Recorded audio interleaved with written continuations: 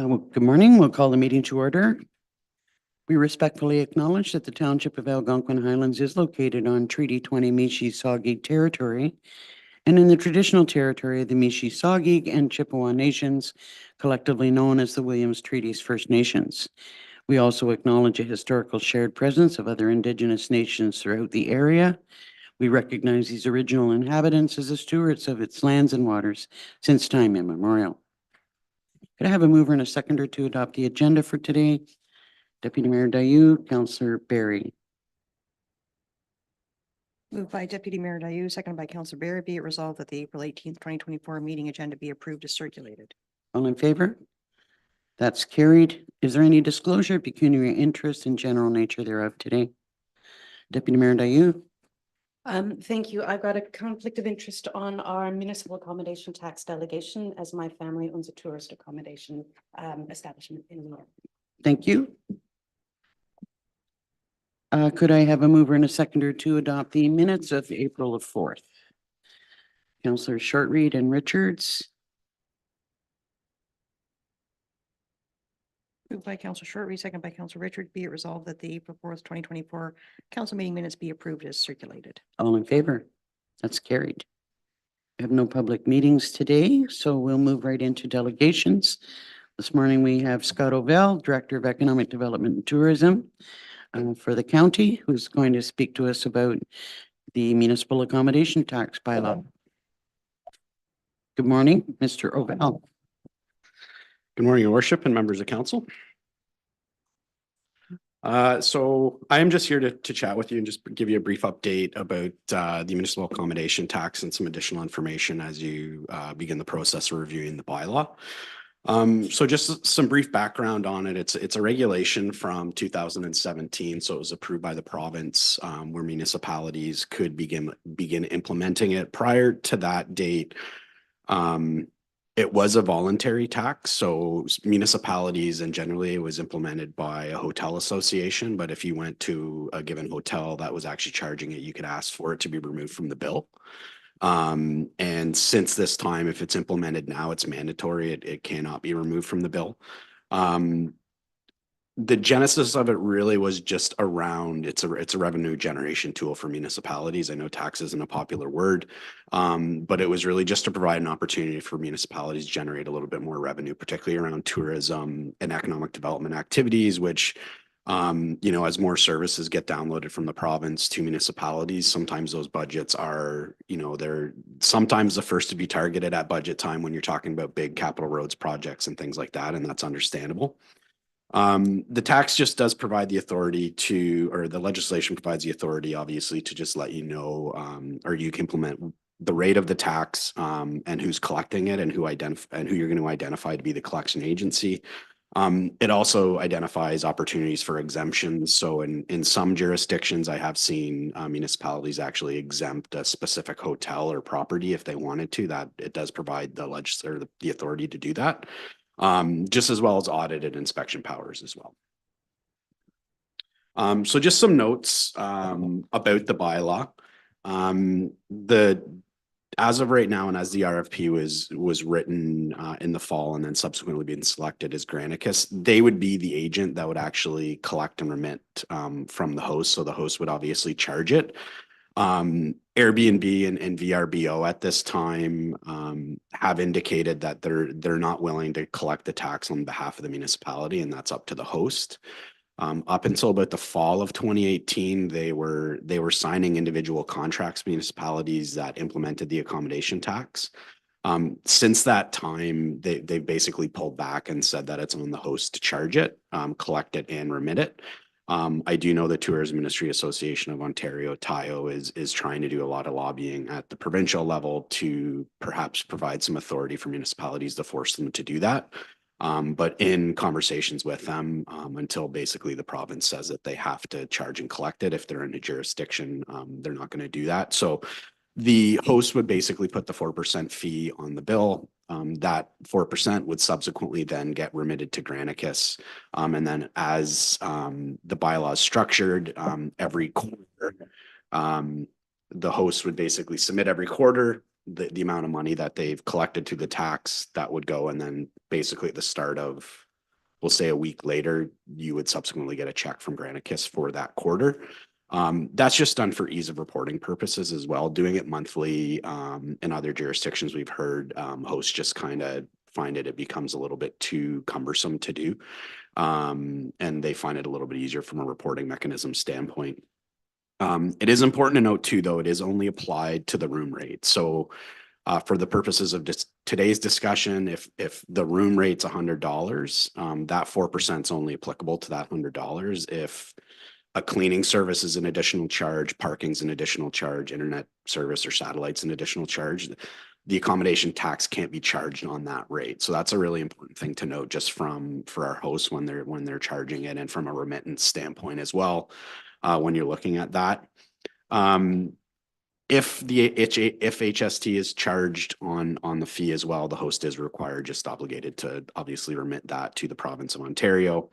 It does provide the authority that if a municipality felt that a host was being maybe less than forthright with the amount of money they were remitting, it does give you the authority actually to contact them and ask to inspect or audit their books or activity related to that given property to ensure that they're remitting the fee that they have. Or the fees that they've collected. It's also just linking it to the short-term rental bylaw that you've passed as well. It is a demerit point if you don't remit your accommodation tax fee. So there's a penalty for that. And the way the bylaw is even structured is even if you don't collect any money or you've had no one stay at your property in a given quarter, you're still required to just submit to Granicus. And just note that you haven't generated any revenue. If I do get a question about it today, I'll just let you know we do have a staff report going to County Council next week. And within that report, I've included an attachment from Prince Edward County that just provides an example of what a remittance form looks like. So once that agenda goes live, I'll be happy to share it with this council as well. Just gives you an idea of what it looks like if someone, when they're remitting their fees. We have noted that the implementation date of the bylaw would coincide with the effective enforcement date of your short-term rental bylaw, just to link those two together. I think loosely right now, I've seen those dates it's about October 1st is what I'm seeing. And then really, really important to note as well, just arbitrarily, let's say everything moves ahead and it's October 1st is the effective date of the municipal accommodation tax bylaw. Any booking made prior to that date, that the host wouldn't be required to charge the accommodation tax. So let's say someone made a booking in August of 2024, but they weren't coming until June of 2025. That stay wouldn't be subject to the accommodation tax just based on when the booking was made. So I note later in the presentation, like we're really looking at probably 12 to 18, possibly even 24 months before you really get a solid understanding of the revenue opportunities. And that's one of the reasons, so probably some clever hosts might, if they have people that consistently book with them, and I can't blame them for it, they might stack those bookings, this year into the next year. And that's just the way the bylaw is structured, trying to be fair to them as well. And then county staff as well, we're just working to create a dedicated web page, whether we host it on our Wade in Haliburton site or on the municipal site, just with an FAQ. Basically frequently asked questions around the municipal accommodation tax. Again, in the report you'll see next week, I've actually included a link. The Prince Edward County website actually does a really great job of providing that list of FAQ questions, and you just click on if you have a question, and then it's just a drop down and gives you answers for that. So we're working to put that together as well, and hopefully have that going live later this summer. And then obviously, just to give you some projections, I know when both myself and Director Stone, I believe, presented to you in the fall, there was a lot of, people kind of disagreeing with the data that we have, and I recognize that. So what we've done since then is the province of Ontario and the Ministry of Tourism has an agency called Lighthouse that actually collects STR data on their behalf, and they have agreements with STR operators. So one of the things you'll see here is basically we average about 960 hosts, I think the number is in a given month. Granicus has indicated that number could be, but anywhere between 1,100 and 1,300 across the county. I think what you're seeing the discrepancy there is they're going to have agreements with the bigger third-party rental agencies. So you're talking really just Airbnb and probably VRBO. Your smaller operators that probably don't have agreements with to share data. Additionally, what we did was we were able, and they were kind enough to us to actually give us the data specific to the county of Haliburton. The information that the province regularly updates, I believe every month on the provincial website, is for the RTO, our RTO designation. So it's really hard to actually pull from that if you're just looking at that big number.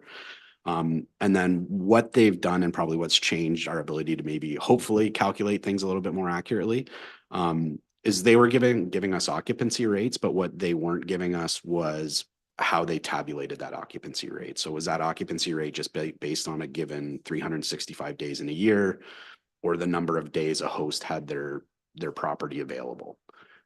Which is a big difference. And how do you tabulate that? So what they've done is actually given us the number of total reserve nights for the county of Haliburton in a given year.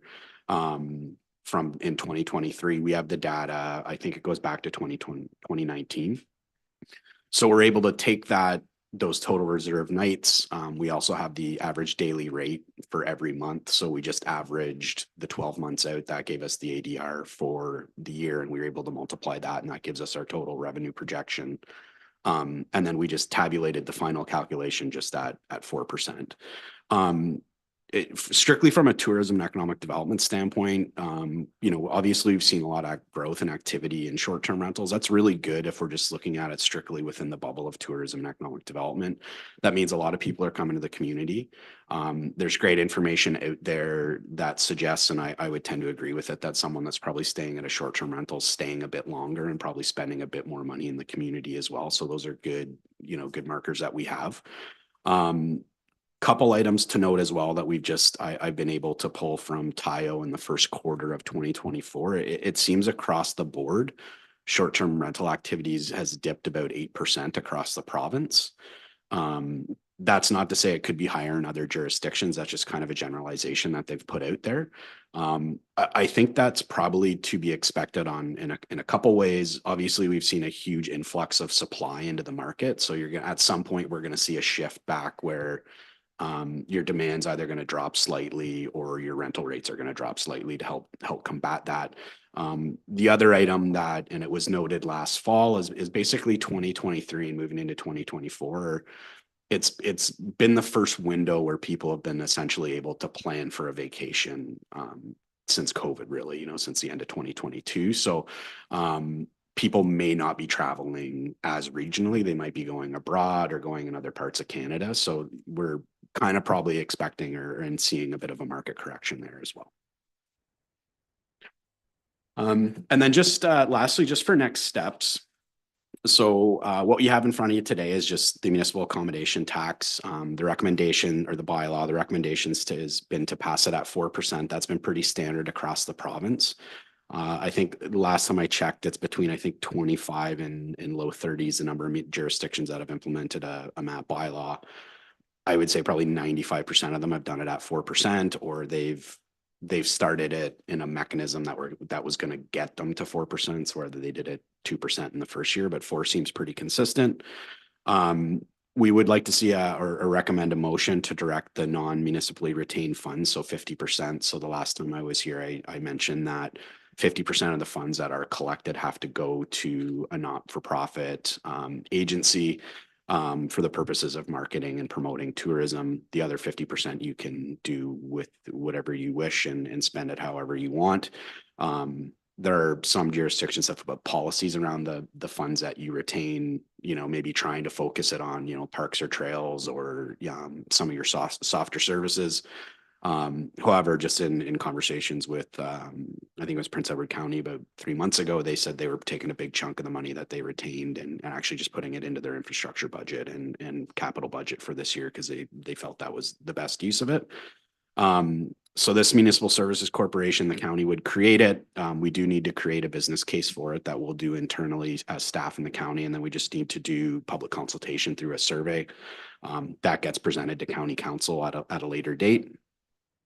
As part of the legislation as well, as noted in the fall, we do need to draft a service agreement that would be done between the Municipal Services Corporation and Algonquin Highlands.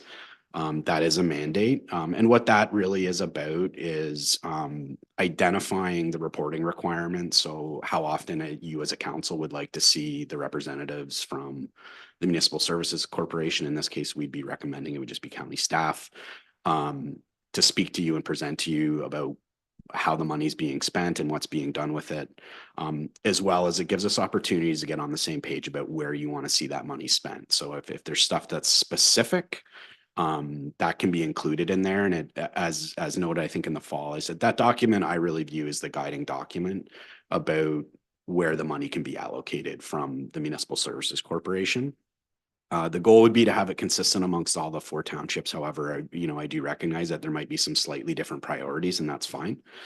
And then just as noted, we're really probably looking at kind of 18 to 24 months for a window before you're really going to know the amount of revenue that can be generated through this. It's not going to be something that we can, if it's implemented in October of this year and turn around and come in October of 2025 and say that this is working or it's not working. It's probably just too early to say, particularly with the way the bylaw is structured.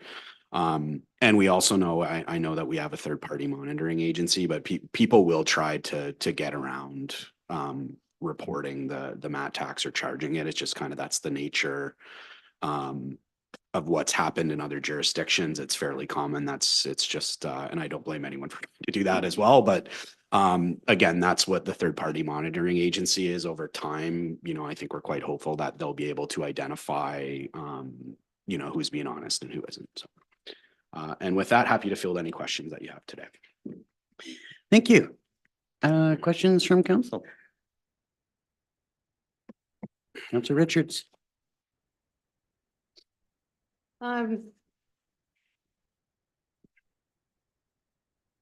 For the collection of taxes into the municipal, the MSC. Yep. With 50% of it going to tourism marketing, is that 50% going into tourism marketing for all of Haliburton County or tourism and marketing for Algonquin Highlands? Through your worship, I'm going to say, I don't want it to make it seem like it's a cop out of an answer. It's going to be both. So you're going to see us continue doing the business that we're doing, but I would think probably in that agreement that we would have between the Municipal Services Corporation and Algonquin Highlands in this instance, there might be some really specific items that you might have identified in a strategic plan that, hey, we'd really like a portion to go to this. That's, we're totally open to those discussions. I recognize that's, every municipality is probably going to want that. It will be challenging, but it's feasible. It's that not to say it can't be done. I think it would just be, we would have to be really open and honest. And that's why we would have the reporting requirements in that service agreement about what you would want to see specifically related to Algonquin Highlands. Go ahead. So I think what you're saying is that that'll be a county decision as to where those monies are spent. And it's not necessarily going to be in Algonquin Highlands. It's going to be within Haliburton County. Through your worship, what I would say is that portions of the money, yes, are going to have to get spent across the county. That's just kind of how our branding is designed. Where I would say we could get into really more in detailed discussions as when we presented the transfer payment or service agreement. And I guess the example I could use would be if this council said we've got, let's say, 4 or 5 events that we really believe in within this county and we want to see them supported and funded, we would just include that in the service agreement. Or we could also, again, if we wanted, you could in that service agreement theoretically say, we want 10% or 15% of the total revenue generated spent specifically in Algonquin Highlands. It would really be on us to just kind of probably just be really on the ball on the metrics that we're reporting on to really support and show you that money's impacting the municipality specifically. But definitely open to those discussions, and it wouldn't just, it's not gonna say it's just a decision at the county. Those specific items, if you wanted things specifically spent here, that would be a discussion for this table as we finalize that service agreement or transfer payment agreement. Additional question? Then Councillor Barry? When it comes to marketing and like for tourism or promotion of tourism, is there scope within that to be money spent on infrastructure that directly impacts that promotion? So something like, improvements to docks and landings being, that promotes people wanting to go there. Can it go that far, or is that beyond the scope? To this point, I haven't seen the province step in and kind of slap anybody on the wrist and saying that you're maybe you're stretching the definition of what marketing and promotion of tourism is. Lots of service agreements I've seen, they wrap in like economic development programming, which for us is a really loose term because it's tourism's kind of economic development for us. What I would say is probably, I would view it as those kind of things would probably be funds maybe you would use on the portion that you've retained as a municipality. However, I would say like we're just going through the process of, we're about 3/4 the way through the community wayfinding plan. So I would view like wayfinding signage as something that Municipal Services Corporation would spend on hard infrastructure, because it's a countywide initiative, although you're going to have signage specific to here.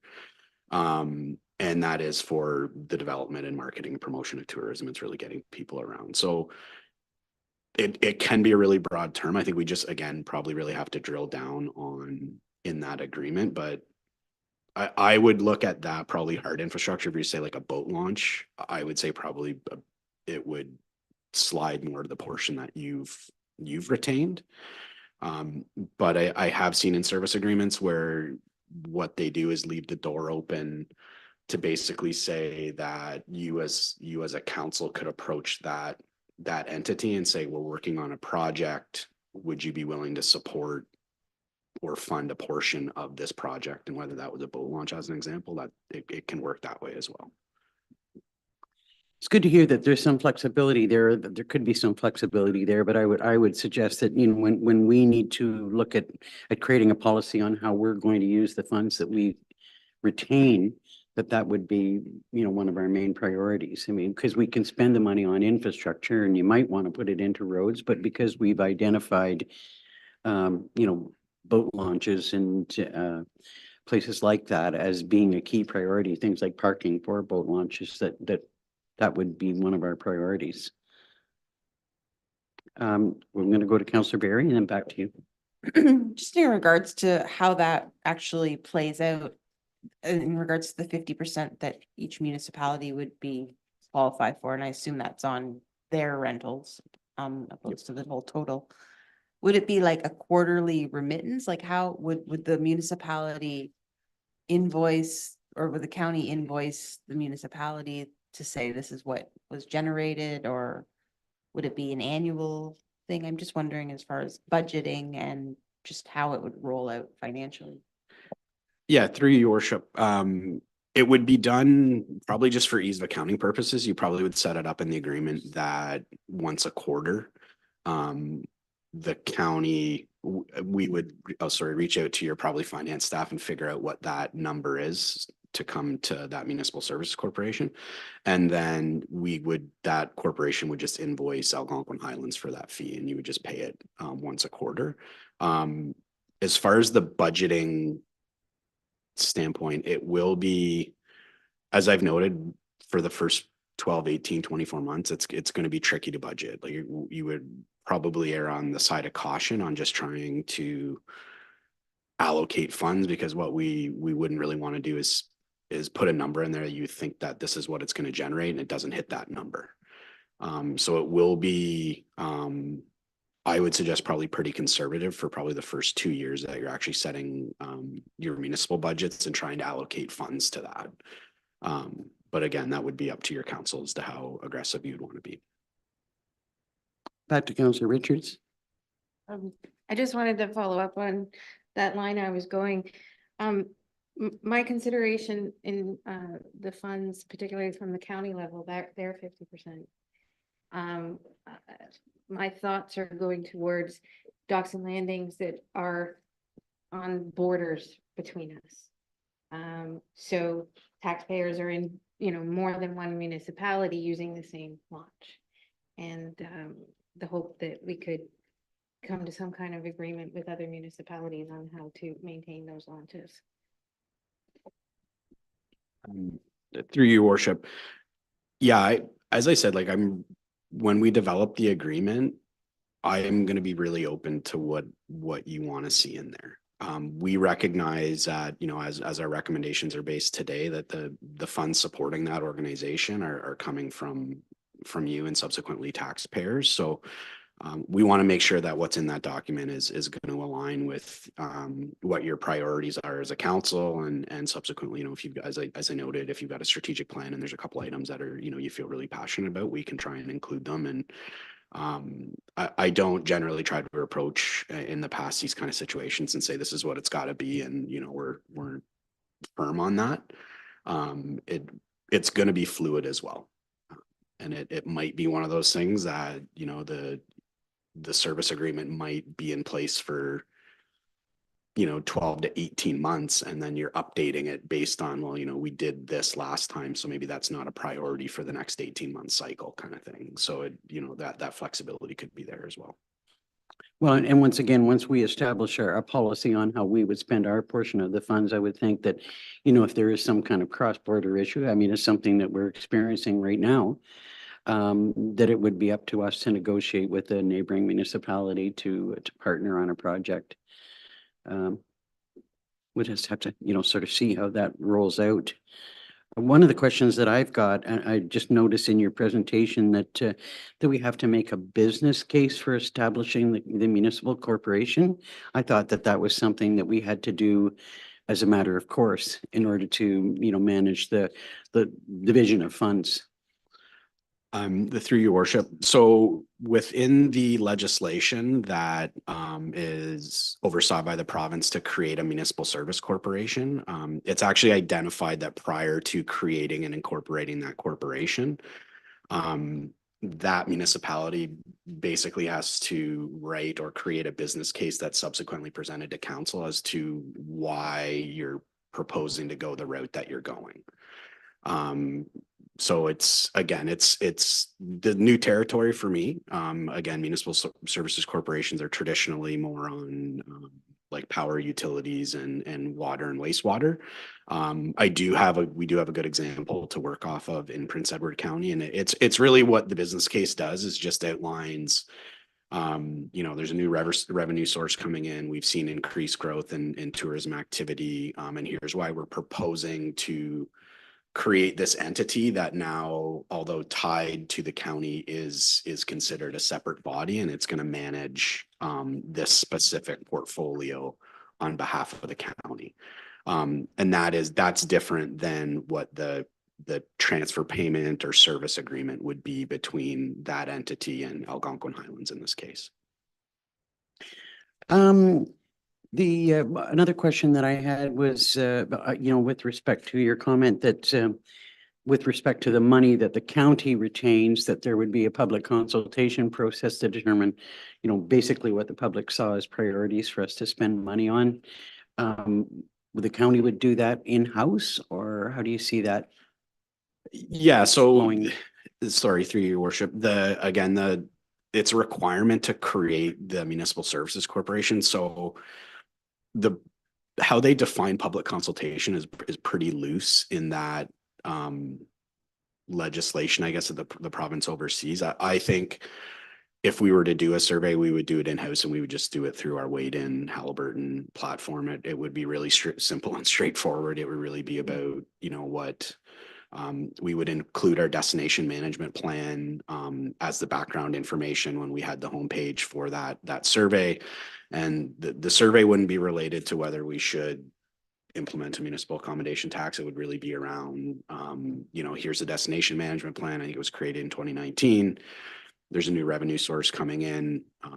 What other priorities would you see this entity maybe focusing on from a tourism, marketing, promotion, economic development standpoint? But yeah, we wouldn't be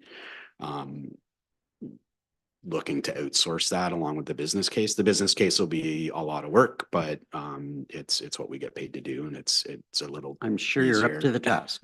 Absolutely. So. The only other question that I've got is with respect to the effective date of when we would be charging for, or when the charges would be implemented. I've heard, that there's some notion of staffs doing what they're calling a soft rollout. And I'm assuming that, if we get started before Granicus assumes responsibility in licensing or registration, that the fees still don't apply until the effective date of the bylaw. Through your worship. Yeah, my recommendation would be probably to wait until you've got Granicus up as the collection and remittance authority. Because outside of that, then you'll basically have your own municipal staff trying to chase people for those funds, which just in conversations with other jurisdictions that have brought that service in-house, it has worked out all right because they got an extra staff resource out of it, but it is really challenging and time consuming to reach out to constituents and try and say, your municipal accommodation tax fees are due. However, I will say that's entirely at your discretion as a council as to when you would want to pass that and make the effective date of the bylaw. So I would definitely see the fees being, appropriate as to the dates that are set on the bylaws for effective date for short-term rentals and for the MAT tax. Other questions? Well, if there's no further questions, thank you very much. What have we got in terms of a bylaw, just to receive the presentation, or are we approving to go forward with it? Where the resolution is drafted to receive the delegation as well as endorse the items that Mr. Ovell has presented related to the accommodation tax, the implementation with the effective date, directed the municipal retained funds to a municipal service corporation be created by the County of Haliburton.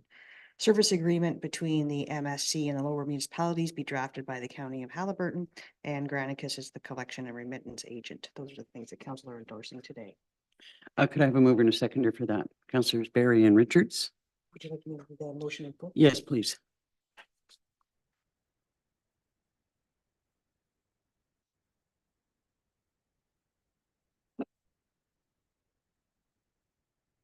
Moved by Councillor Barry, seconded by Councillor Richards, be it resolved that council receive a delegation from Scott Ovell, Director of Economic Development and Tourism for the County of Haliburton, pertaining to the municipal accommodation tax, and the council endorse the following items as presented.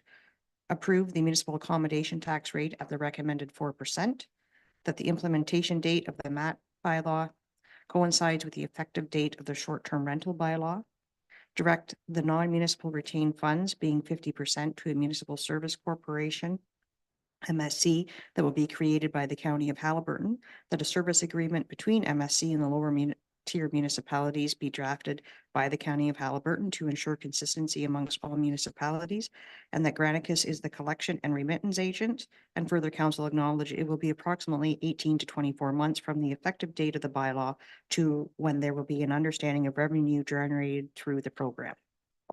All in favor? That's carried. Thanks again, Scott. So I guess we should invite Deputy Mayor Dayu back.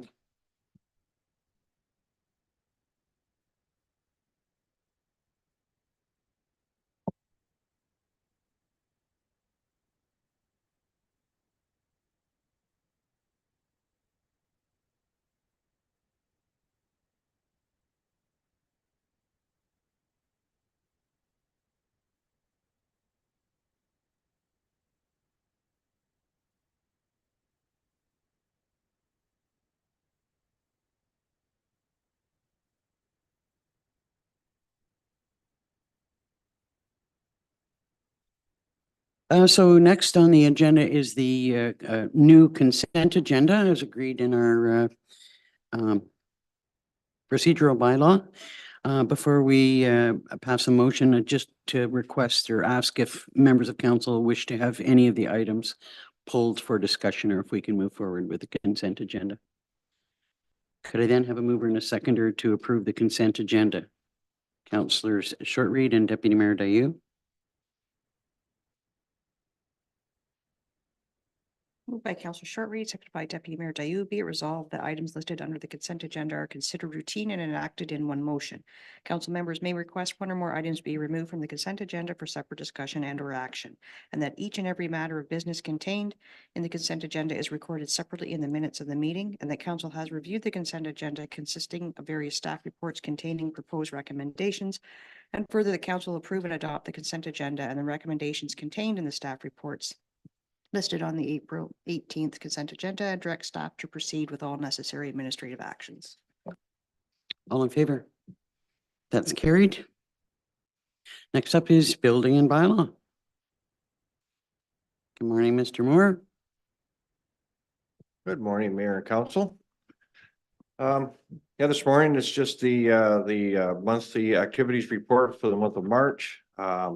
Nothing overly to highlight except for the financial impact of 18,000 in permit fees and 2.9 million in new construction.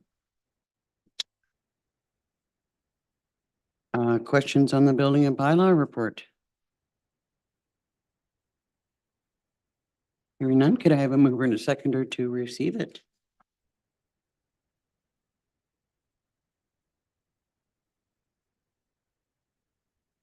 Oh, sorry. Deputy Mayor Dayu, Councillor Shortreed. Moved by Deputy Mayor Dayu, seconded by Counselor Shortreed. Be it resolved that council receives the building bylaw report BLDG 924 regarding monthly activities for information. All in favor? That's carried. Thank you, sir. Thank you.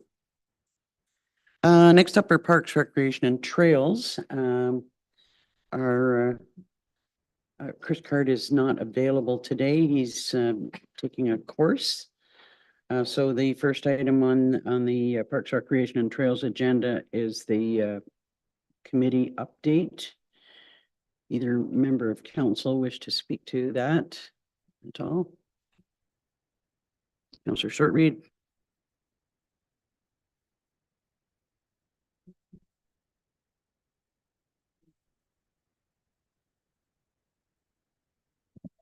You need to actually turn it on. Not coming on. So anyway, things are moving along. We've had some discussions about third-party programming, trying to find more volunteers. We're now starting our Canada Day talks, and we have next week, we have Chad coming to discuss communication for our rec committee. Questions from other members of council? A couple of items that I did want to bring up. I have a question on how you think you will approach establishing partnerships with the lake associations.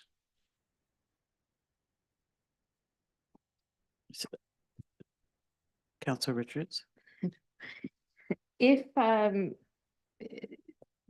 that's been an ongoing discussion for quite a long time. I think there's going to be further discussion about that. And then reaching out to the Lake Association presidents to see if they'd like to partner on any events. I think that the general consensus is to do less with more. So something like, for example, the floating markets on the Halls Hawks Lake. They do a really great job helping them promote that into the rest of the municipality. To encourage more vendors there, encourage more of the community to attend. But that's us helping the lake associations as opposed to the other way around. Right, but we don't have enough volunteers to run a lot of these things that we would like to do. So if we can partner with third-party organizations, whether they're lake associations or something like Search, or other organizations that we have, I think it would help on both sides to utilize the volunteer base that we have in our community. Which is a good idea. I just am wondering what the approach is going to be, and it can't be restricted simply to Hulls Hawks. And I mean, I would think that we would come up with some mechanism to approach, any of the larger lake associations that might have the capacity to help or a desire to work with us. Yeah, that's the intention. I just used that as an example. Councillor Barry? So if, I don't know, if a lake association was running like regatta or some sort of water thing, would our role be just as a promotion, or would there be expectation that there's an actual like staff or volunteers from our committee to help with something like that? I don't think we would be looking to do something like a regatta. That is a private lake association thing. So it would be working with the lake associations on what would be appropriate for the community to be involved in, and the lake association to partner with the rec committee. It wouldn't be for their private things. Kawagama, for example, having a fishing derby, we have a fishing derby in Dorset, putting those two together. The green up days, same thing.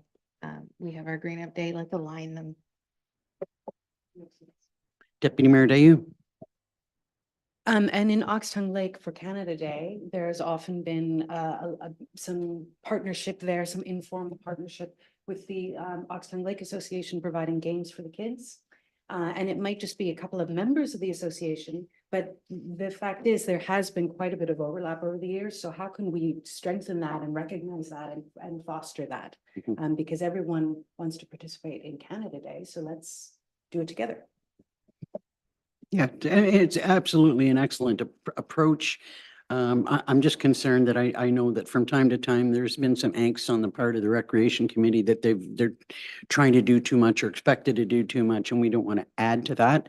That, by working together on something, that it eases things for both parties. We'll look forward to hearing more about how you intend to approach that. I see also that the minutes are suggesting that you want to have a meeting with Chad to discuss the best use of his time. I just kind of wondered about the wording of that, because that's not the committee's role to determine the best use of Chad's time. But I don't know where it came from, but the intent of that is our results from our survey that we had. Are you not Oh, on? sorry. From the results from the survey and communication, it was discussing with Chad to guide us how to communicate with the residents to Okay, promote. that's a little bit different Yes, then. yes, I don't think the wording there is correct. And the other thing that I was I had a question for Chris, but he's not here. We'll leave that. I thought that it might be helpful for council to have a brief discussion because it's mentioned in the minutes that the committee is going to be looking at the grand opening of both the rec center and the park. That council maybe speak to what their thoughts are on how we would proceed with that. Whether we need to budget more money for it or not, sort of given some of the things that we've looked into so far. Before the committee starts to do a lot of work and then council says, oh, well, we don't like that idea. Like if we can kind of give some general direction for the committee to work with, that would be helpful. So just kind of looking for thoughts from members of council about what they see as being good ideas or suggestions for grand opening and how that might work, given that we're doing both of them on the same day. Councillor Shortreed and Councillor Barry. And just to add to that, like what time are we gonna have it? Like, is it noon till 3? We're gonna try and do the Pavilion Park and the rec center. So what ideas do you see to combine those two together? Like, there's a lot to go in this, and we need to have some more firm ideas to work with than just kind of pulling things out of the air. Do you have any thoughts or comments that you wanted to make about that at this point? I know staff are in effort to try and get, I know council had directed that we look at music. So staff are heard it, trying to organize that at the moment. And it's being looked at as an afternoon event. So like 1 to 4 sort of thing? I don't know exact timing, but I would assume council can set that timing, even if it was, 1 to 4, 1 to 5 or something like that. But it is being worked on as an afternoon event. Deputy Mayor Dayu? The two spaces offer complementary things, but different things. And it strikes me for the pavilion that it could be, if it's not a tremendous amount of work, which it may be, it could be lovely to bring lots of different community groups together to participate in that grand opening. So have the Lions Club back to do some food, and anyone else who wants to take a little space and put up a little, I don't know, if they want to do a little vendor site or whatever it might be, to remind us all of this is our space and it can be used for a whole bunch of different things. Maybe have some kids games there, or something that just celebrates the variety of ways that we could use that space. So we would be sort of sending out some kind of inquiry whether any groups or organizations want to participate, and that they'd be welcome to do that. I sort of, see that in the park might be a good place to do that. I also thought that it would be a good idea, maybe if we were going to have, like, we need to have kind of something for everybody. So for kids, that maybe, I don't know, like, I mean, the bouncy castle comes to mind, but specific activities for kids in the park, hopefully, don't laugh. Hopefully it's a great day and we can, we can celebrate that, but I know that that's a bit of a iffy. I think staff are aligned with what council is thinking, because I know that they are actively working on kids' activities for that day, as well as the Lions have been asked to participate. So very aligned in what council's thinking. Right on. Any thoughts on the type of music? We have a few options, more than a few actually, and Chad has helped us with that. It will come down to availability and cost for sure. Yeah, that's the one thing I'm a little bit worried about. I know that we budgeted $5,000. And I'm just kind of wondering if that's going to be sufficient for the two sites. When you start talking about providing food, because that's something that, that we're going to have to do. What's that going to cost, and what sort of food? And I'm thinking that we might have to bite the bullet a little bit more as far as funding goes. We'll go to Councillor Barry and then over to Councillor Shortreed. I agree with everything that's being said. I wonder, will there be like scheduled tours, or will it just be an open house where people can go into the venue? And is there any sort of like promotional opportunities as far as I don't know, like pamphlets on the use of the rental agreements, like for renting the space? Like just a ways of reminding people, like I'm thinking of using it as a bit of a marketing opportunity as well, for like, get your gym membership while you're here, and come and check out the library space and that type of thing, and programming that's maybe already happening, just way of sort of using it as a marketing opportunity as well. Go ahead. So again, staff are working on the scheduled tours. That is my understanding how it's being anticipated to be done.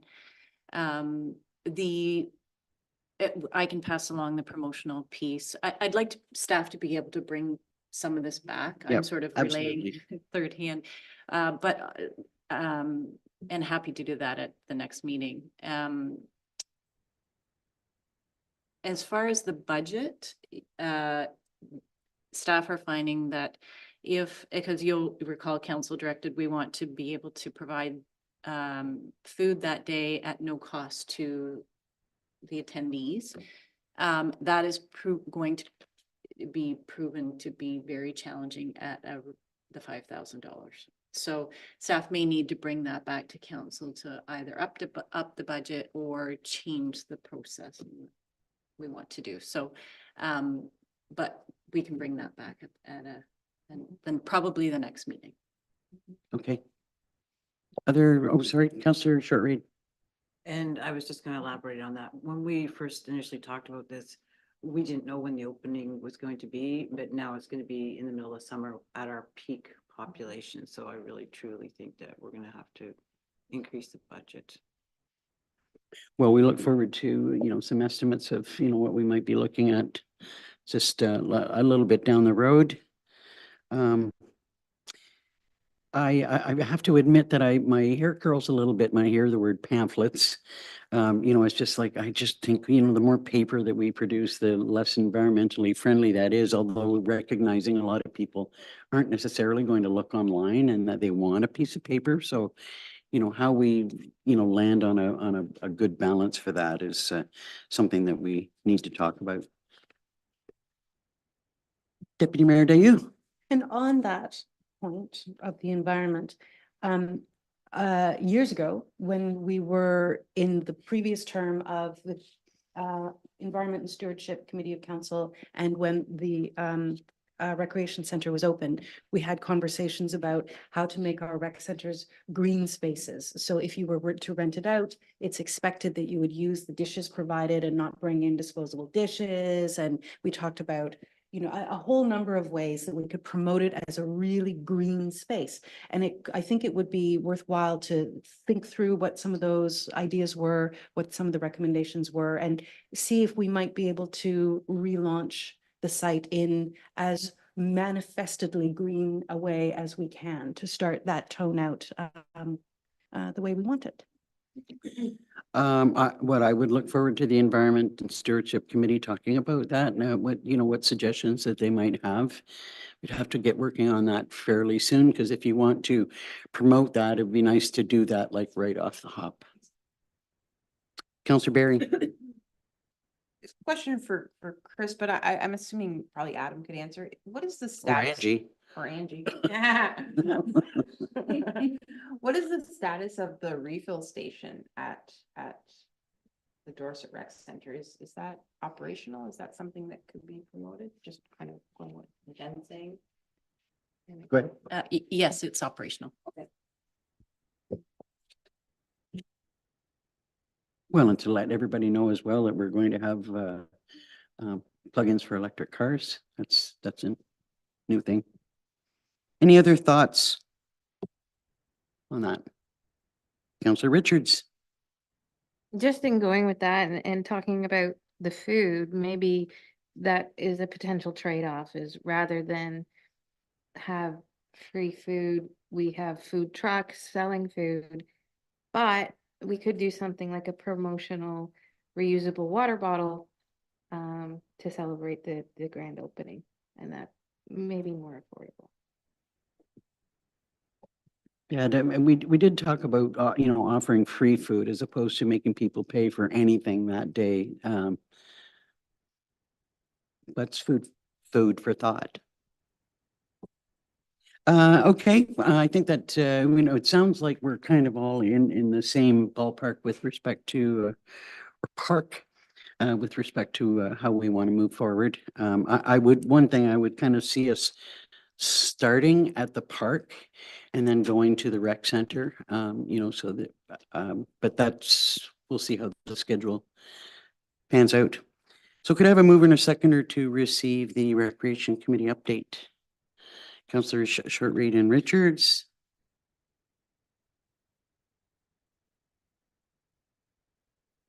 Moved by Councillor Shortreed, second by Councillor Richards. Be it resolved, council receives the March 20th, 2024 Recreation Committee meeting minutes for information. All in favor? It's carried. Next is the monthly activity report. Chris is not here to answer to any particular questions.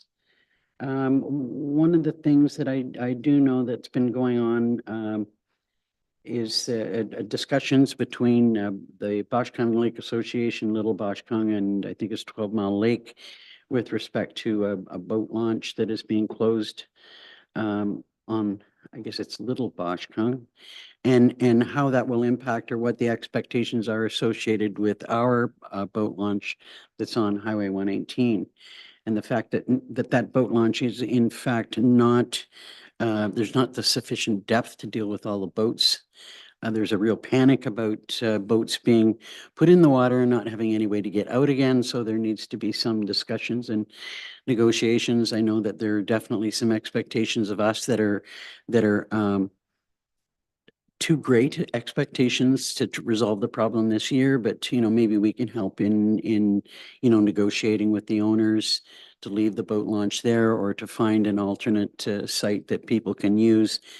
So just so you know that those discussions are ongoing, and there will be a meeting here tomorrow with the Lake Association presidents to sort of see how we can move forward, and Chris will be taking part in that. Just wanted to let council know that that was taking place. So if there are no other questions about the monthly activity report, could I have a mover and a seconder to receive it? Councillor Shortreed and Richards.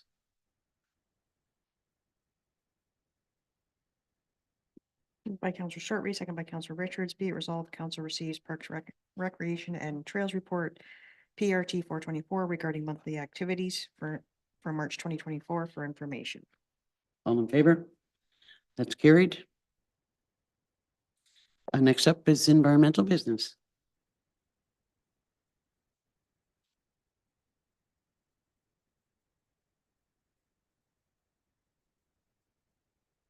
Morning, Melissa.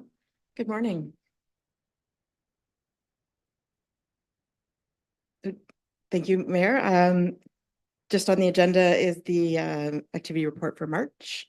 And just to highlight a couple of things, it's an odd time because many activities from March carried over into April, and they're directly linked. So one of the things, we have the scale operational now at the Maple Lake waste disposal site. So if you haven't had a chance to see, there was an article in the Highlander about it today. So just to present some of the information there. And I if I may, through your mayor, is just ask a question of council if you would like to have an official opening or launch for the scale. Thoughts about that? I know we did have basically an official opening, which was extremely well attended by at least by members of council for the landfill site. Thoughts on the scale?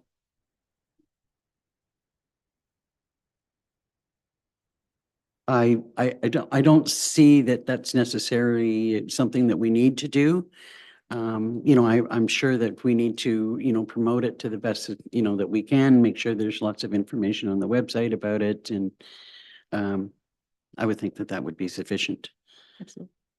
One thing in your report that I did like to see was the idea, I know that it's sort of, it looks like somewhat tentative, that the Environment Committee, or that there be a table set up for the fly-in, which I think that that's something that the Environment Committee has talked about doing, attending events and providing information. I don't know if has there been discussion about that at the committee level, or? If I may, through your mayor, it has not been discussed at the committee. We've just had some transition in the committee, so we haven't met for a number of months. The invitation was sort of open to take part in that, so it was an opportunity and something that certainly the Environment Committee could be involved in. I'm just wondering if there's enough time to organize that and get agreement by committee members. Councillor Deputy Mayor Day. We meet on the 23rd, so that's good. It's coming up very soon. The one challenge would be that we do have 3 new members, and of course we have lost 1 member. So to onboard folks and get our ducks in a row in time for the event and get prepped for the event, as you say, it might be a bit of a squeeze, but we can absolutely talk about it on the 23rd. Well, and I mean, if it is, you know, sort of coming up pretty quickly, if that's something that's, you know, there's not quite enough time to plan, you know, who's going to do it and what's going to be available and how you're going to set it up. And you might want to maybe think about the summer and or fall events to do that. But I do think that it's in line with what the committee's been talking about in the past. And we'd like to see them actually starting to do some promotion. And any other thoughts on that? Anything else that you'd like to highlight? Yes, just to make mention, seasonal residents are obviously starting to come back and get properties open. So there's lots more questions and information needed for them. So that's just taking a bit more time. And I just wanted to mention the single tier waste services delivery review report was made to County Council on April 10th. I would encourage, if you haven't had a chance to review the presentation by Dillon Consulting. It will be coming back to the next meeting of council, May 2nd, for comment. So, and those comments will go back to County Council. So just to give you a bit of heads up there and some time to prepare. Okay, yeah, thank you. I think as well as, I mean, the report will come to council, but I think it would be beneficial for everyone to kind of tune in and listen to the presentation that was made, the questions that were raised, concerns that were raised. I think there were some concerns, and I mean, it may be some, you know, fault with the RFP and how it was developed and what we asked for. Consultants are pretty quickly to say that wasn't part of the terms of reference, so we didn't do that. But it didn't in many ways address things like finance costing, life of the different sites and how that would be balanced out between municipalities. I mean, we just spent a considerable amount of money on Maple Lake and expanded the life of the site. And there are other sites in the county that don't have that same life, and you know how that would impact us and the levels of liability associated with the closure of different sites across the county and how that would balance itself out. So I think there were some things that were definitely not addressed in the report that remained of concern to County Council, but we'll have more opportunity to talk about that again. Deputy Mayor Dayu? Unfortunately, I will not be present at the council meeting on May 2nd when we're going to be discussing it, but I would like to just say now for folks to reflect that the one thing that I was left with at the end of our county council meeting was the outstanding question of whether it's a good idea or not. Like in the report, there was no decisive opinion on, hey, yes, we should absolutely go single tier, or no, this is not worth your time, your investment, et cetera, et cetera. They didn't really tell us whether it was a good idea. They just, as you said in council meeting, assumed that we were going to do it, and they put in, you know, a few different pieces there. So for me, that would be the number one question that I would be asking on May 2nd would be, is it actually a really valuable investment for us to go this route? And I'm not sure I've got that answer myself yet. I thought it was interesting because, you know, I mean, I had anticipated that there would be some choices. As you say, is it a good idea or not? I mean, it basically approach it is we're going to do it. And here's 3 ways that it can be approached. There was no, we're not going to do it, or it's not a good idea, not feasible, or, I mean, basically it was the county takes it over. The county establishes a crown corporation to take it over, or the county hires somebody to continue to work on the project with the anticipation that the county would take it over. So it was pretty much focused in one direction. And maybe it is a good idea for the county to hire an individual to continue to work, if on nothing more, on streamlining things, on you know, initiatives that we can work on together. Any ways that we can reduce costs, you know, overall, because the cost for waste management, as Councillor Richards brings up quite often, is rather extraordinary given the, you know, the requirements that the province continues to put on us. And, you know, so to me, that is something that might be considered by the county. Any other thoughts from yourself on that? Thank you. Those are great, great comments, and certainly at the next meeting, I'll bring some of those forward and to have further discussion and I found myself feeling somewhat disappointed on behalf of the environment staff from each one of the municipalities. I know that there's been a lot of work done, a lot of time spent moving forward this and a lot of assistance on your part to the consultant. And I thought, yeah, it was kind of it really wasn't, 100% well received by county council. I just felt bad for the amount of work that had been done by staff, in anticipation of it. But, I actually put that at the, if there's any shortcomings, those are part of the consultant's work, in my estimation. It's very easy for consultants to say that wasn't part of our terms of reference. That wasn't our responsibility, so we haven't got that information. Anyway, that will come back to us. Anything else that you'd like to bring up as out of your report? that's great for me. Thank you. Any questions? Could I have a mover and a seconder then to receive the environmental services activity report? Councillor Shortreed and Barry.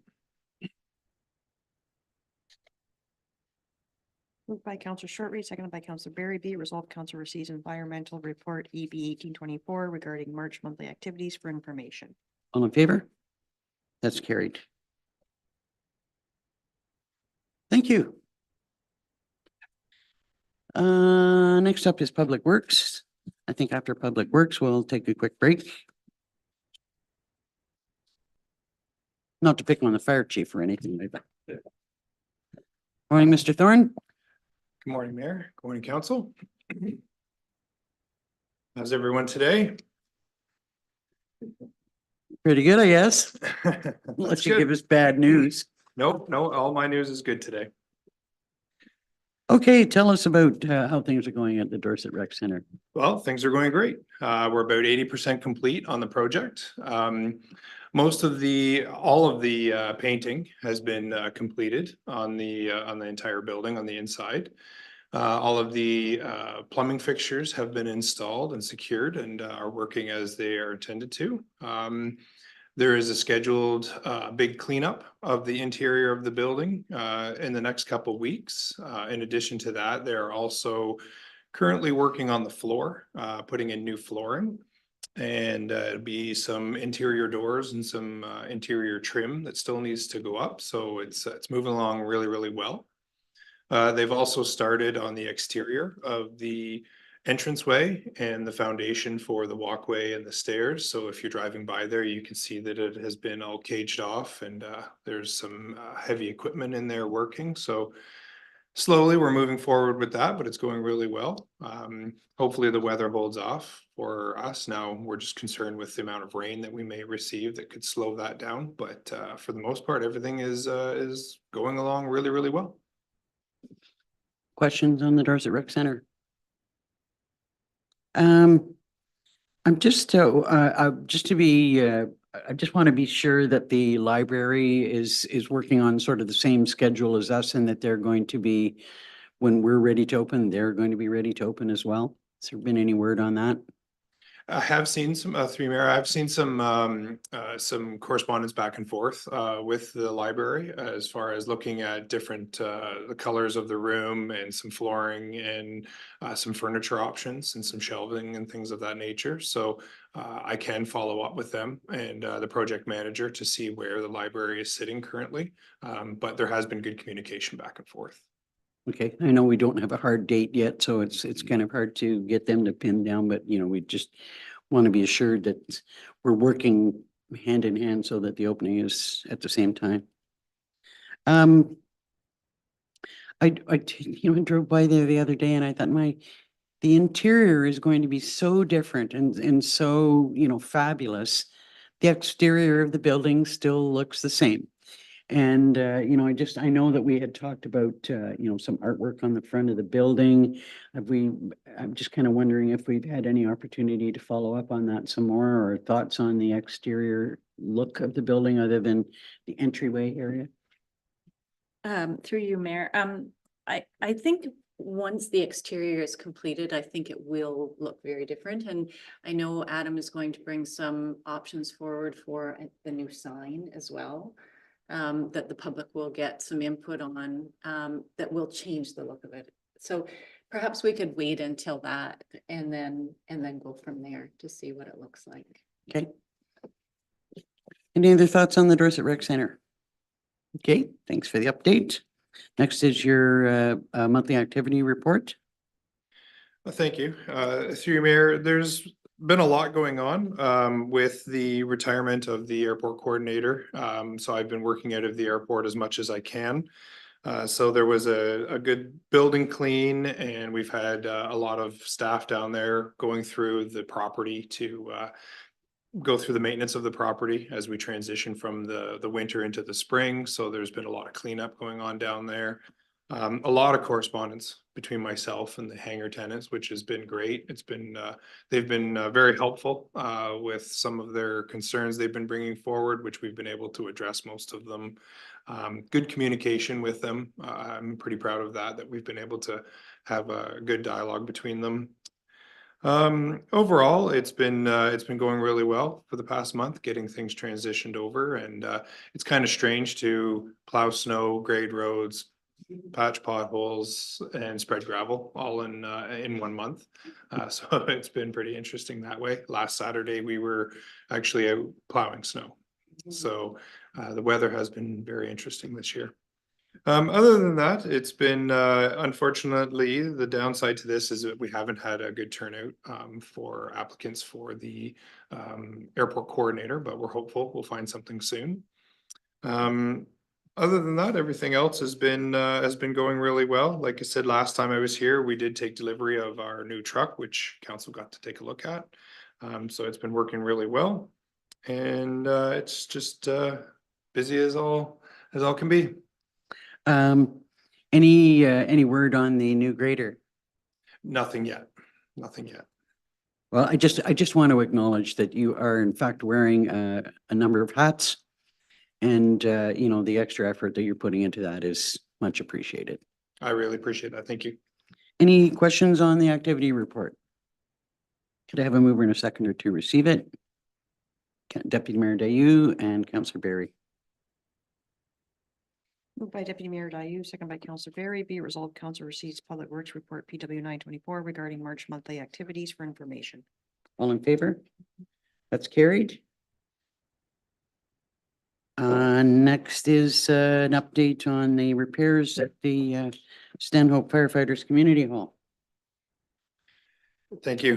Through you, Mayor, yes, through some cleaning, seasonal cleaning and regular maintenance of the building, our staff was able to investigate and find a bit of mold growth that spread and turned into a little bit more than what we were expecting to be able to clean up within our current budget restraints. So unfortunately, we were able to find some mold on the walls and behind some drywall. So we were able to get a company to come in and remove all of it safely and appropriately. So that has actually been completed, and we've started on putting the building back together as quick as possible. So the purpose of this is to keep you informed and to use the funds from the community center reserve to pay for the remediation and the rebuild of it. Or the renovation of it, I should say. So is the main area of the hall available to use now? That's correct. The main portion of the building is still usable. It was just the kitchen, the larger commercial side kitchen, not the bar kitchen. Questions or comments on that? Deputy Mayor Dayu? And these uncomfortable feelings of deja vu from a few years ago have no merit here at the table. We're not going to be looking at another Dorset Rec Center redo. And you're sure we can sleep tonight.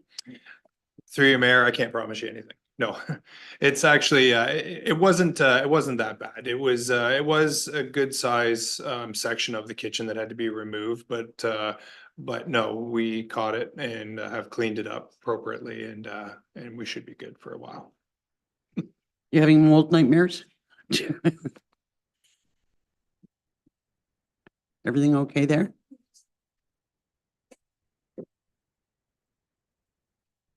Thank you. If there are no other questions about the community hall, if I could have a mover and a seconder to receive that report. Councillor Shortreed and Richards.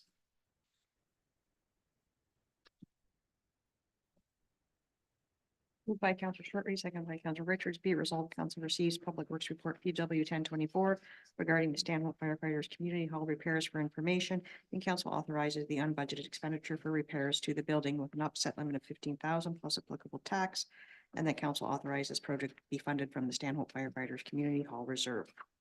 All in favor? That's carried. Next is a new approach to vehicle replacement. Yes, thank you. Do we need to wait or? Okay. Sorry, my computer, I guess, has shut down.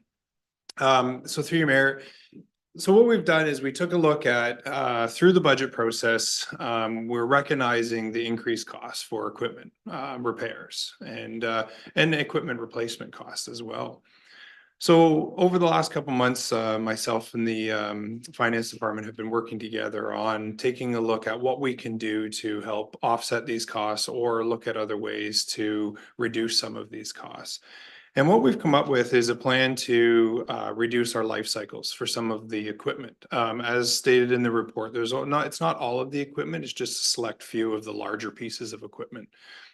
Keeping them the 10 years has really shown that in the last couple of years of their life, it's a large increase in repairs, and that is repairs to the vehicle, taking the trucks to shops to have them repaired, or having people come to our shop to repair them. So through research, we reached out to a couple other municipalities that have a shorter life cycle on their equipment, and it shows that through our data that keeping the trucks between 1 and 8 years essentially seems to be more feasible than between that 8 to 10 years is where, like I said, that majority of that heavier cost is. So in the flip side of that, when we go to surplus a vehicle and we use tandems as the example, I did reach out to the company that we utilize for surplusing our vehicles through an auction system. And vehicles that are being sold in that 8-year market are seeing better results, better return on their sales versus what we are seeing in our 10-year sales.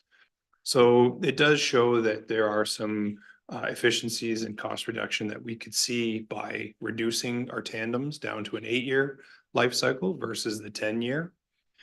And then to go a step further, we looked at the grader and some of our larger equipment that we keep for 25 years, 20 years, and looking at reducing those as well. Just those last couple of years of the equipment is just, that's where we're really seeing the cost hike up in our budgets.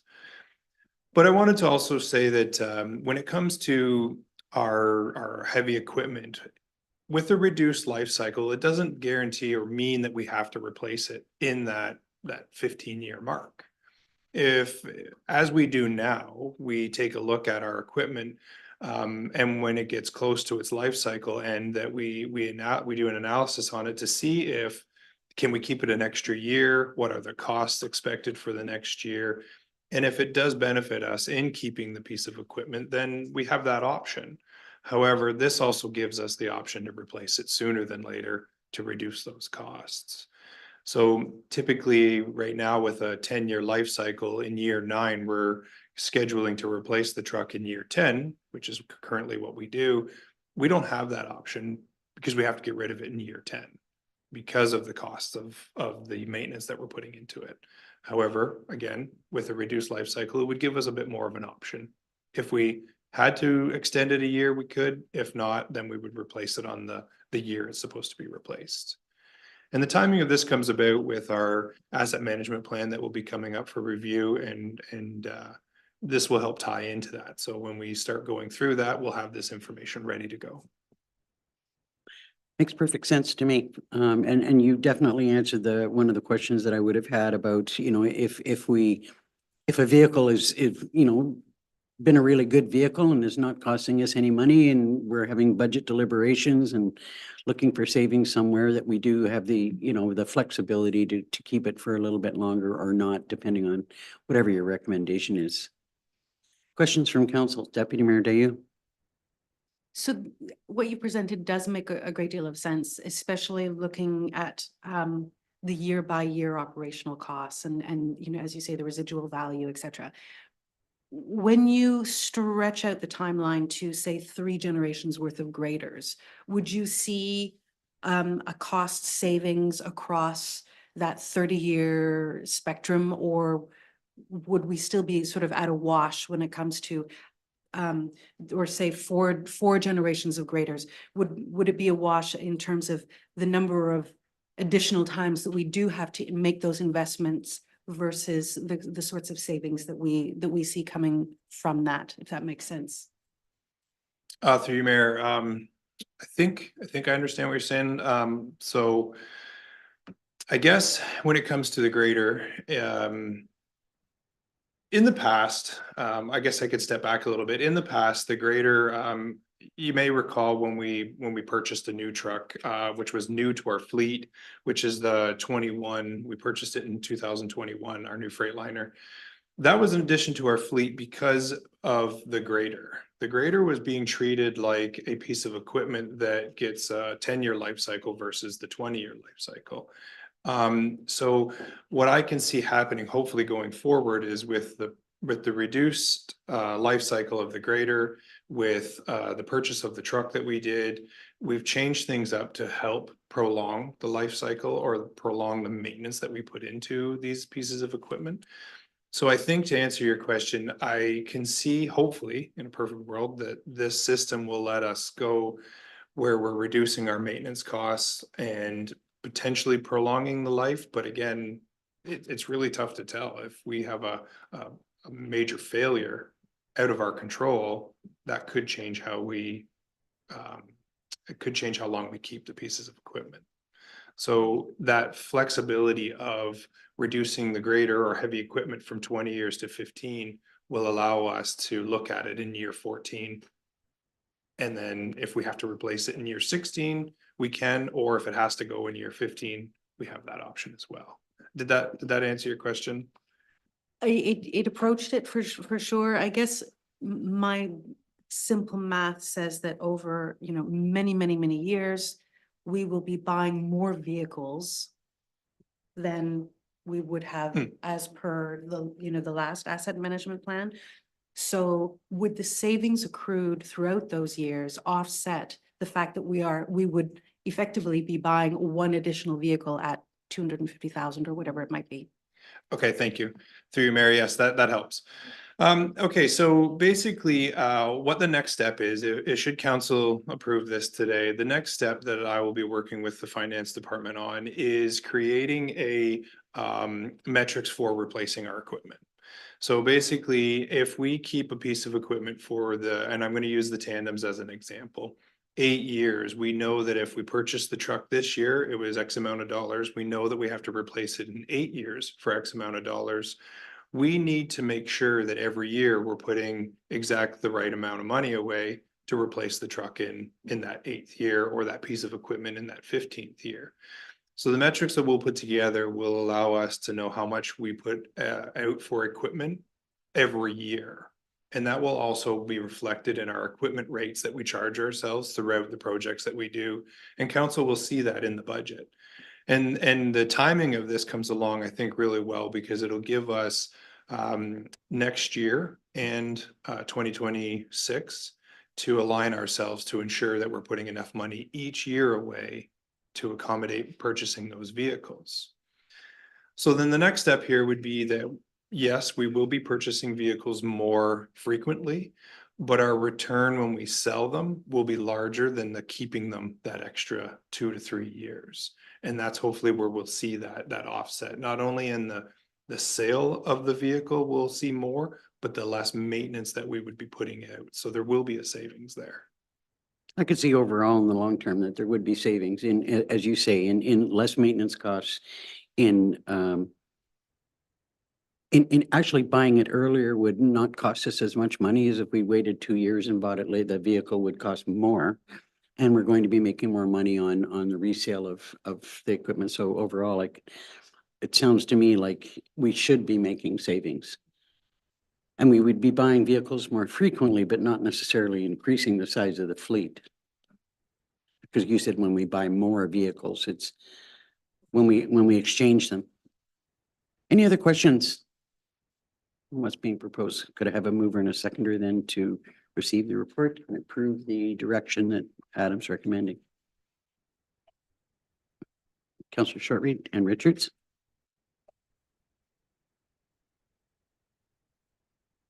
Moved by Councillor Shortby, second by Councillor Richards, be it resolved that council receives Public Works Report PW 1124 regarding the vehicle and equipment replacement schedule update for information, and the council approves and authorizes reducing the replacement schedule of tandem trucks to 8 years, reducing the replacement schedule for graders, excavators and tractors to 15 years, with heavy-duty float trailers reduced to 20 years, and council authorized the new replacement schedule to take effect in 2025.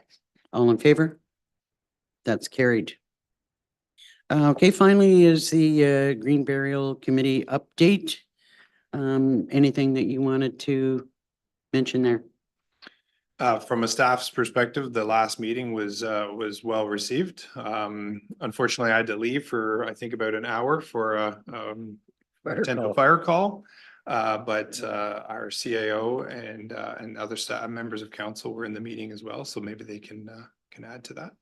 I think the only thing really that was a bit outstanding was us asking, or us, the committee, asking for assistance in staking out where the gazebo is going to go in a, central location at the end of the green burial area. And hopefully that, that would be able to take place. Councillor Barry. The one motion that was at the committee was that the committee requests staff in helping with planning, with preparing a site plan, which you mentioned, as well as initiate the building permit application. Right. Was there anything you wanted to add to that, Madam CAO? No, I think that has captured everything. We had it was intended that, or it is intended that our project manager will help with this process. He was on vacation, so we'll get that up and running. Great, thanks.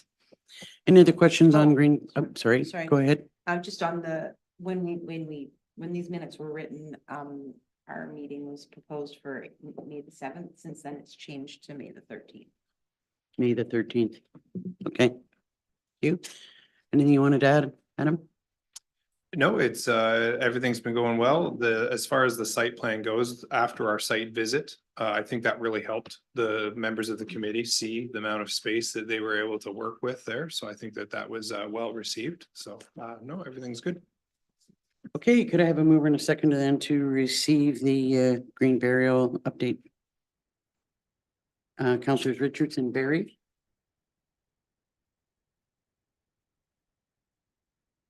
By Councillor Richards, second by Councillor Barry, be resolved, council receives the March 26, 2024 Green Barrel Ad Hoc Committee meeting minutes for information, and the council approves staff in assisting in preparing a site plan for the gazebo to present to council for approval, and further that council's approval of the site plan. Following council's approval of the site plan, staff are directed to initiate the building permit application for the project. All in favor? That's carried. Thank you. I think we'll see if we can't make it through fire services and then take our break. Thanks, Adam. Thank you.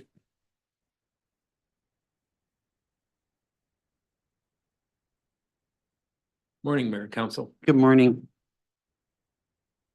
For the activity report today, there's a couple items I'd like to highlight. Our fire master plan is well in its process. I think you're going to be very pleased with the results. It seems they're very, very detailed, and they got a lot of questions and then bring a lot of things forward to give us a plan going forward when it's presented to council. An update on the fire permit change, where we no longer have daytime fire permits. All 4 townships have accepted it, and ironically, 2 days before it went into effect on April the 1st, we had a neighboring township that had somebody burning in the daytime, and it actually was a large field fire, and it also consumed their barn. So it's not. It consumed a barn? Barn too at the same time. No livestock was involved, so that's good to see. I have directed staff here, if they have any concerns in regards to the fire permit, to have them directed to myself, and I can answer them. And that goes to to mayor and council too. If you do have people inquire, feel free to forward my phone number and I can address anything. As of now, we've had no concerns brought forward from the general public within the township in regards to the no daytime fire permits. So that's good to see. I think the general public realizes the intentions of it. On May the 1st, we're having the First Responder Recognition Day in the county of Haliburton. We will be hosting an open house at the Stanhope Station 80. The intentions of it being at Station 80 is so we can also have the opportunity for county EMS and the OPP to be involved based on availability. And it'll be from 4 till 7 on May the 1st. And the last thing I wanted to highlight was the training. We've been really busy doing training amongst our staff, and it's all, again, time of year scenario-based training. So right now they're working on doing their forest fire training in preparation for what could be a busy season for all our firefighters. So, other than that, I'm open to questions. I'm sorry, what time did you say for the First Responders Day? It's May the 1st from 4 o'clock till 7. 4 till 7. Yes, and I'll send an Okay, I had email. written to 3 to council. 7 initially. Yeah, I'll send an email out prior to council and yourself, just to remind you of it taking place. So is that 4 to 7 for all of the first responders across the county? Correct, yes. Okay. With respect to the fire master plan, I just wonder if you could just speak a little bit to who they are interviewing or speaking to, with, as they're developing the fire master plan, and if they propose to speak to any members of council. At this time, they've spoke with the firefighters, the officers, the CEO, and myself. And if you like them to speak with yourself and council, I can reach out and get them to come to speak with you. I would expect that they should speak to members of council, or at least a representative of council. Mary, if you'll recall, there was a question that was asked about that when we initiated this. And we were advised that that wasn't required. But certainly if you'd like it now, we can arrange for that. I do believe that they should be receiving some input from council. Now, whether that's just through myself or, all members of council, that if it wasn't required of them, that would, add a component to something they weren't anticipating. But I understand they are speaking to at least the mayors of the other municipalities. I think that that's not a bad idea. Upon your direction, I can make arrangements, whatever you choose. Okay. Be good. Would you be open to a Zoom meeting with them, or would you like to be face to Yeah, face? absolutely. Okay. Any other questions or comments with respect to the monthly report? Deputy Mayor Dayu? I know a bunch of folk are looking forward to First Responders Day. To your recollection, has the Algonquin Highlands ceremonies always been at Stanhope? And what are the possibilities that perhaps in future years it could rotate amongst the other stations? We can definitely rotate amongst the other stations. Our concern is if we were to move to the Dorset station or the Oxton Lake station, EMS wouldn't be able to be involved if they're available, because the farthest north they get is the Stanhope station. But we can definitely look into that for next year. Well, and they are points further for, for the general public who are, hopefully will come to the different stations and sites. It's a lot further travel too. But I do like the idea of there being, within the municipality of something like it didn't necessarily have to be just Stanhope. It could be Stanhope and one of the other sites at the same time. Any other questions on the fire services? Could I have a mover and a seconder to receive the report, please? Councillor Shortreed and Richards.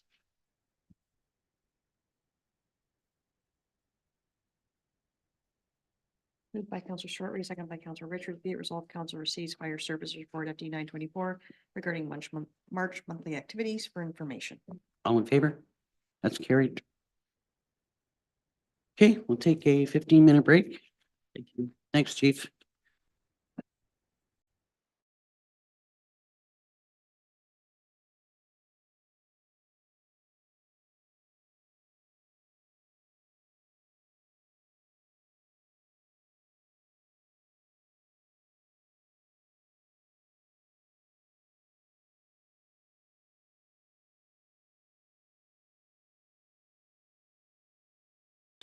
The first item being the Stanhope Museum Committee update. Nothing to really add. We've had a meeting since these minutes. But the committee, you know, they're just going out of their way to try and really have a digital presence. And they're moving towards all of the exhibits that they have sort of through their open hours, moving those into digital exhibits sort of in the fall and kind of coming up with a bit of a marketing plan and dividing and conquering quite a fair bit of work. So it's good to see. Was there any comment on the placement of the bench? The committee talked about it and they're honored to have a memorial bench, but there was no specifics on where. There was some discussion on just replacing the bench that's existing there and making sure it's accessible. That was the big discussion. Okay, just kind of slipping into the next item, I understand that the museum committee have some concerns about the records management policy, or they want some input. Do you want to speak to that? Yeah, I wouldn't really say it's concerns. They just want some clarity on what is being destroyed and what is being kept in regards to, you know, ancestry and newspapers. And they would just like kind of a list of things that are specifically going to be held and removed, and if there's any sort of historical context that they don't want to review I did obviously read the next report, but they just want a bit more specifics on what those things are. Madam Clerk. Through you, Mayor. I've sent the retention schedule to one of the museum members that requested it, so Okay. perhaps it would be reviewed. So, Is there a specific list that's different from what we've seen here? yeah, the actual schedule. Yeah. Yeah, it's Okay. about 60 pages and it details what the documents are, the general description and the retention period that follows. So if they have any questions. Okay, I think we're maybe gonna look at that at the next meeting. Okay. Okay, any questions on the museum update? Could I have a mover and a seconder then to receive the March 18th minutes? Councilors Barry and Shortreed. Moved by Council Berry, second by Council Shortreed, be resolved, Council receives the March 18th, 2024 Stanhope Museum Committee meeting minutes for information. All in favor? Oh, just one other question. So they would, at the next meeting, we would see a recommendation on the road naming? Yes. Okay. So the next item is the records management policy. Over to you, Madam Clerk. Thank you, Mayor and Council. This policy is the first policy in regards to the records management program that the township and the other municipalities in the county are undertaking. It's just a generalization policy and it outlines basically the roles of the clerk's department and responsibilities for department heads, anyone creating records and members of council. There'll be a couple of other policies that staff are working on related to records and access to the public coming forward, and a number of procedures that will be in-house for the program developed over the next year. So that could possibly address any concerns that the museum committee might have. Well, council we'd have to look at the concerns based on the retention schedule and the program that we use, Tom Rooms. These policies are going to be internal for staff for destruction processes, naming processes. Any questions on the records management? Deputy Mayor Dayu? Do we all have permission to put records champion on our CVs? Because that's. We could make you a records champion. Any other questions? Could I have a mover and a seconder to receive and approve the policy? Councillor Shortreed and Barry. Moved by Councillor Shortreed, second by Councillor Berry, be it resolved, council receives clerk report CO 1124 regarding proposed records management policy, and council directs a bylaw be brought forward to adopt the said policy. All in favor? That's carried. Next up is planning business.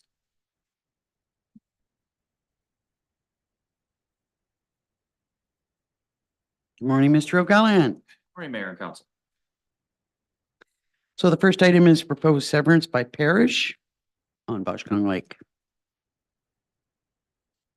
Thank you. Yes, this is a severance agreement that's before council today. It was a condition of the severance application that has previously been considered by council and the Land Division Committee. So this is strictly to do with the agreement, and staff would recommend approval. Happy to answer any questions should there be any. Are there any questions?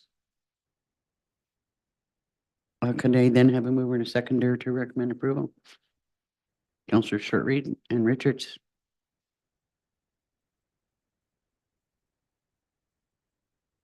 By Council Sherby, seconded by Council Richards. Be resolved, council receives report PL 3024 regarding severance agreement for part lot 10, concession by geographic township of Stanhope, Boshkong Lake Parish for information, and council directs a bylaw be brought forward authorizing the mayor and clerk to sign the agreement. All in favor? That's carried. And next is a proposed severance by Toole and Lee in the township of Sherburne. Thank you. And similar to the previous report, this is a severance agreement for this property, which was conditionally approved by the Land Division Committee. So again, staff are supportive of council entering into this agreement. Any comments or questions? Deputy Mayor Dayu? I appreciate this has gone through all the regular steps and there's an environmental impact assessment involved and Land Division is happy and you're happy. So I don't question any of that.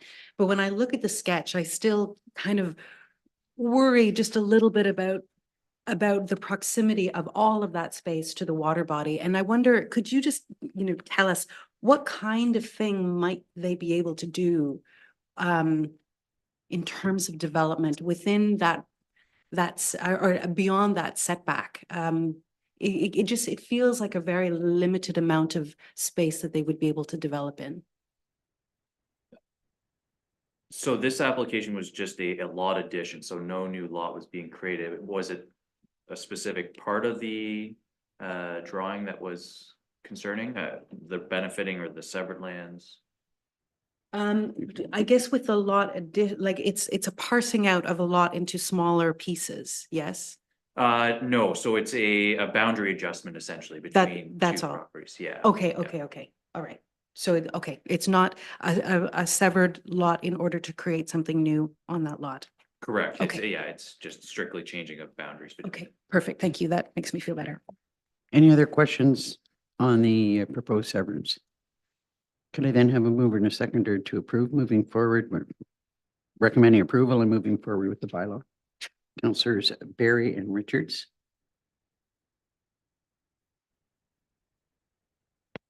Moved by Council Berry, seconded by Council Richards. Be it resolved, council received report PL 2924 regarding a severance agreement for part of lots 11 and 12, concession 9, geographic township of Sherburne to leave for information, and the council directs a bylaw be brought forward authorizing the mayor and clerk to sign the agreement.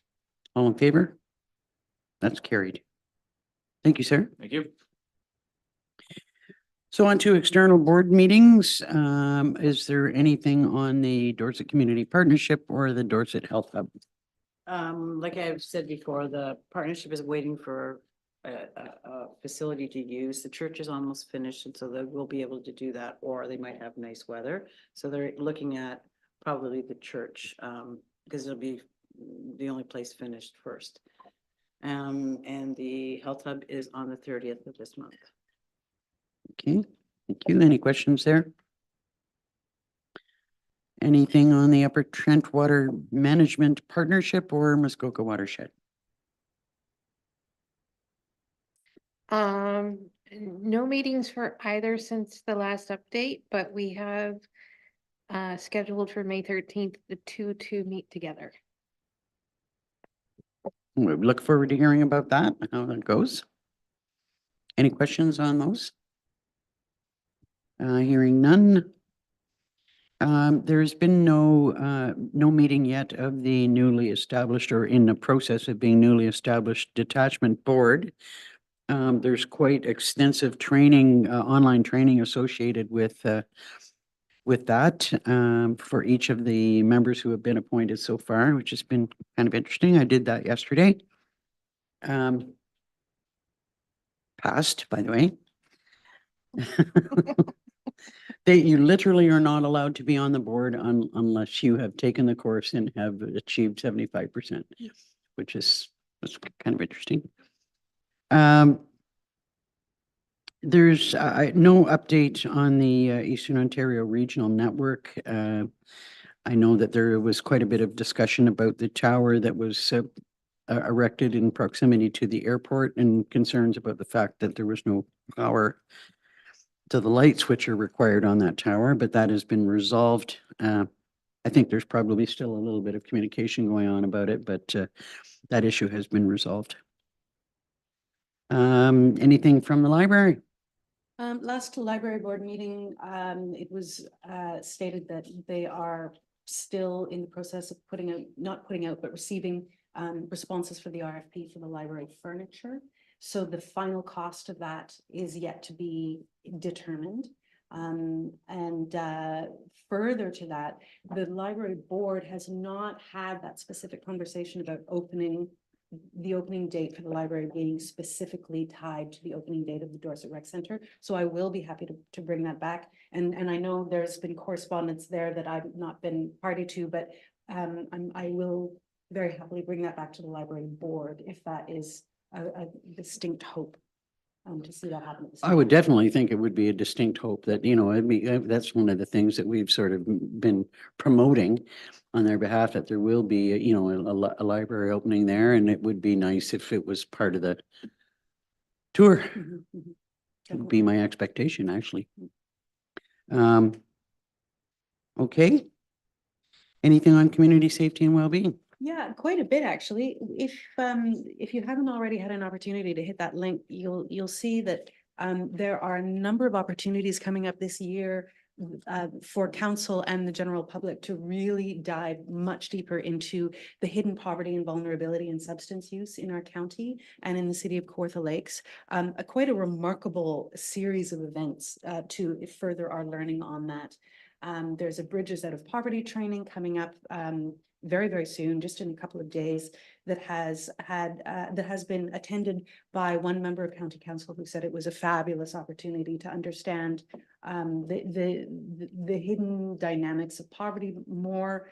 Of course, we know about First Responders Day.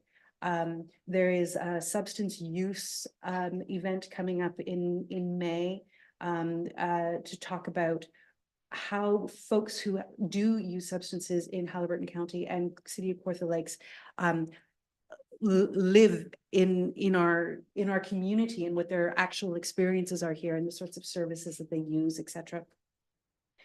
There's a harm reduction training that's going to be coming up. There's another youth exhibition, which is lovely. But the one that I'd really draw to your attention is it's quite a ways away. It's October the 9th, and it's a service providers summit. That's going to be taking place in our county council chambers.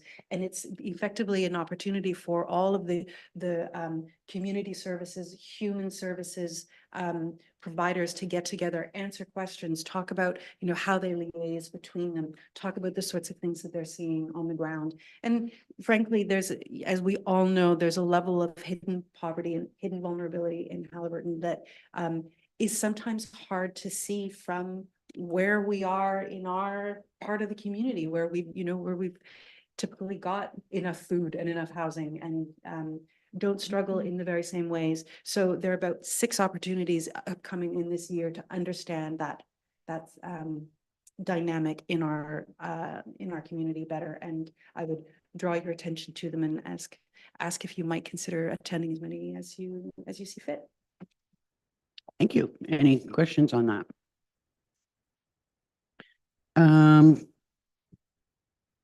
Anything on the Muskoka River watershed? Yes, water levels have been rising visibly. A lot of precipitation in the past couple of weeks, a little bit more to come. So the MNRF have issued a flood watch, which does not mean that they believe there is anything happening imminently, but just to say, hey ho, water levels are rising. And it continues to rain. And it continues to rain, yeah. Okay, I'm wondering whether we actually need to continue to include the Community Action Plan Advisory Group because there is no such group anymore. So that maybe we could take that off the agenda. I think that, with respect to county council, the primary thing that I would offer as an update would be about the waste management study that was done and that I would urge members of council to watch that presentation and the discussion that took place and just sort of in preparation for that coming back to us to discuss.